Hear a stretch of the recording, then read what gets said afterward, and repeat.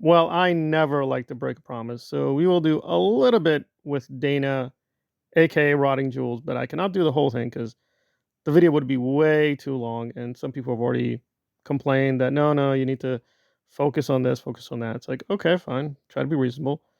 So let me get my shilling out of the way. Please give my other channels a chance. Please consider signing up for this channel, and please consider supporting the channel through channel memberships.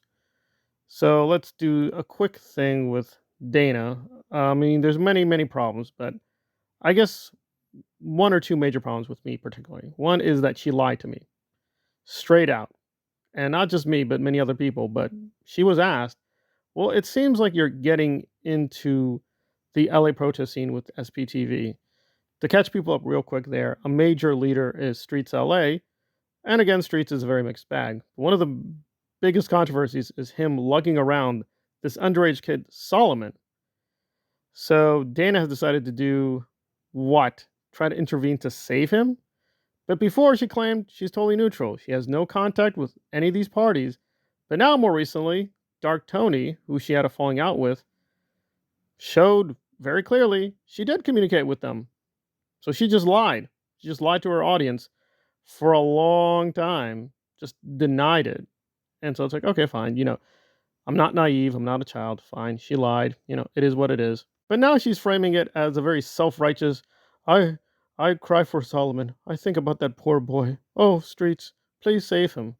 So before she was neutral, had no communication with these people. Now it's like, yeah, I'm communicating and I'm supporting them. Which I brought up to her personally, saying, Streets seems to be terrorizing several women. And she's like, well, I'm not really supporting Streets. And now she's like, I am supporting Streets. So apparently terrorizing women is okay when Streets does it. But if Zero Dark Tony does it, it's bad. All right. Well, there's a lot more to go into with Dana, Dark Tony, and myself and the whole shebang, but I just want to put that aside because this is genuinely a little bit more alarming. Now, if Dana wants to pretend to cry about Solomon, that's fine. I don't really believe her. I think with Dark Tony, she's sincerely angry. And listen, I'm going to still keep the videos where I supported her. I think her early Dark Tony videos exposing him were fine, but now it's just propaganda mode. And that brings us to Reese and Brett Miller, or Tommy Scoville, as he calls himself, and their questionable activities. I want to start out that I am a congratulator. I'm not a hater. A lot of people are getting on Reese that she takes too much money. She's deceiving her audience to extract money, so on and so forth. And she's making quite a lot of money, despite having a pretty good subscriber base, but fairly small. I hope to get there with like 20,000 subscribers.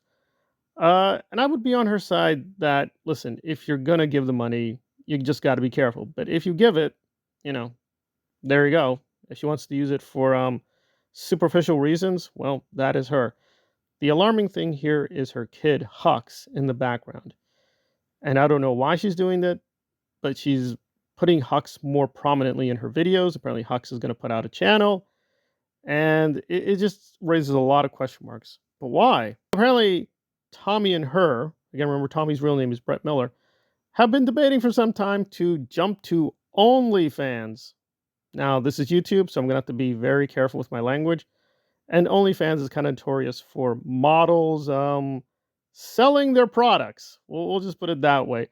And to be fair, OnlyFans does get a bit of a bad rep. It doesn't only just do, we'll just say, exotic work. They actually do feature other creators doing other things. The basic spiel is they're not censored. So Brett and Reese are complaining the YouTube is just holding us back, guys. We want to have very frank conversations. And by the way, they've discussed these things about having a relationship and having quote sex with one another. Listen, I don't think Reese is an ugly woman, but I'm not that interested in exploring Scoville and her, doing things in the bed. I just don't care. But apparently, they're thinking of OF for some kind of like adult podcast, and that's the plan. Now, you might still be, I don't see the reason for alarm. Well, get ready. So, it's well known that Brett is a criminal. That is his brand. If you go to his channel, he talks about this, saying, I'm an ex-con. I used to be in the prisons. I was in jail. But I'm better now, guys. I have redeemed myself.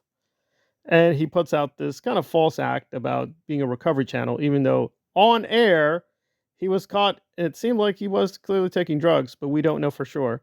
He has admitted he has not been consistent with his sobriety. But again, like Reese, I mean, listen, fair warning, he is probably just giving you silly fairy tales. But if that's what you want to hear and pay him, hey, that is your business. But with Hux, it definitely raises alarm bells. But why?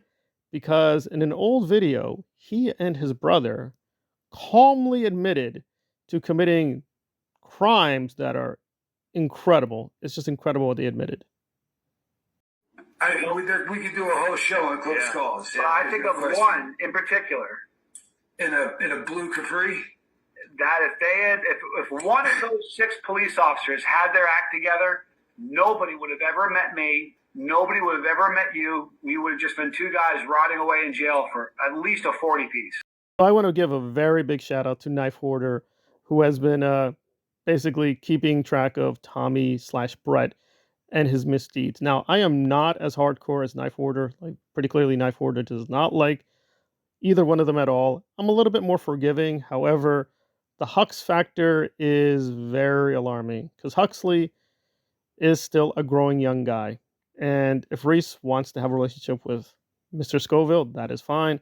Wants to do the OF, that is fine.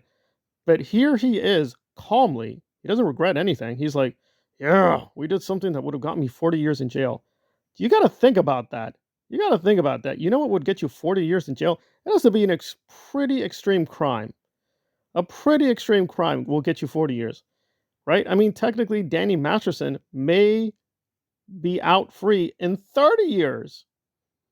So he committed crimes that apparently are far worse than even Danny Masterson or even P. Diddy. And oh yeah, Brett's doing videos on P. Diddy. P. Diddy, you're disgusting. You're around these young guys, Justin Bieber. What are you doing? That's disgusting, guys. What has happened to our societies? I will not allow this any longer. So Brett Miller is moralizing about the evils of P. Diddy being with young guys in questionable activities. And listen, I agree. P. Diddy's relationship with Justin and these other people is very alarming on many, many levels. Many, many levels. But yet, he himself has a track record. And again, we still don't know all the details. I'm going to be careful here. But that he, well, there's no nice way of putting it. He hurt a young girl at a very young age. Now, again, we don't know everything.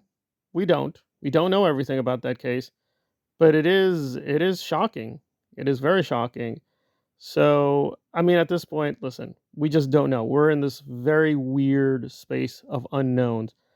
I myself, if I was Huxley's guardian or parent or relative, I'd be like, this is just way too dangerous. If you want a relationship with Mr. Scoville or whatever, have fun with him, even do a steamy podcast, whatever, the responsible thing to do would be either give Hux to another guardian or physically have him far away from Scoville. But instead, Scoville and Huxley apparently had a little brunch together. And Reese is like, it's getting better, guys. Hux is getting to know Mr. Scoville. It's all coming around wonderfullies. It's wonderfuls. But apparently Brett is such a liability that Aaron Smith Levin, who invited him in, that's how he came into the SPTV community. Aaron, wanting an expert on prisons just to make fun of Danny Masterson, decided, I'm going to invite Brett. He really knows what he's talking about. He's a good, honest guy. I love him. Let's bring him on. But now, more recently, Aaron doesn't really communicate with Brett Miller. They don't really do anything together. In fact, Aaron had a recent photo he shared with him and several women's. You know who's missing? Scoville. He wasn't invited to the party. I wonder why not. So apparently even Aaron is scared that Brett Miller might do something to the women around him, and he doesn't want to be found legally culpable. But Reese is willing to take that risk, saying, I trust in Mr. Scoville. I trust in Brett. He's my Brett. He's my Dune. I love him's. That's fine. That's fine, Reese, and it's fine. You're making a ton of money, and if she's not being totally honest, well, you've been warned. You've been warned. If you still want to give her the money, well, that's your business. But seriously? Seriously? I mean, this could go really, really bad. This could go so bad, so fast, so fast. So I do feel sorry for Solomon, but a lot of this is his own fault and own making. For God's sakes, the guy is committing crimes on camera. But Hux appears to be a nice young guy, and you think to yourself, he really doesn't deserve this. I mean, he should be around more healthy people who don't have these very weird backgrounds. But instead, Reese is just, frankly, putting him in danger because she cannot guarantee that Brett will not do something. And even if nothing happens, this is just such a major stain. I mean, really, I mean, what does she think is going to happen? Right? Her son is hanging around like a well known convict, someone who's not really sorry for what he did. Because in that video, he's laughing it up, saying, yeah, we did stuff that will put us away for 30 to 40 years. We're amazings. I mean, what does she think is going to happen? So it's just very irresponsible. It's very sad. Again, I'm not one of these people that panics like, oh, the children are in danger. Nem kids, oh, no more kids, and no more kids. The kids can't consent. However, there's a difference between this moronic false alarmism that Serge Delmar specializes in about hotels and children every 3 seconds. That's not very helpful. It's better just to focus on real cases where children are really in danger and help them out, and not this moronic screaming and yelling. But there is a time for alarmism. And nothing has happened yet, but I don't know. It's just so risky. I just don't know why she's doing it. But, Reese is a very stubborn person. I will give her this. On a lot of topics, she is very brutally honest. Very brutally honest. But with Tommy Scoville, I don't know. She just seems to have this big black eye she cannot see straight and is just believing these fairy tales. And before, apparently, they were going to take a break, but apparently that's over. And they're going to get closer and closer together. And I'm just like, listen, if Reese wants to destroy and ruin her life, that is her choice. But why is she dragging her son into it? It's just sad. It's just a very sad state of affairs all around.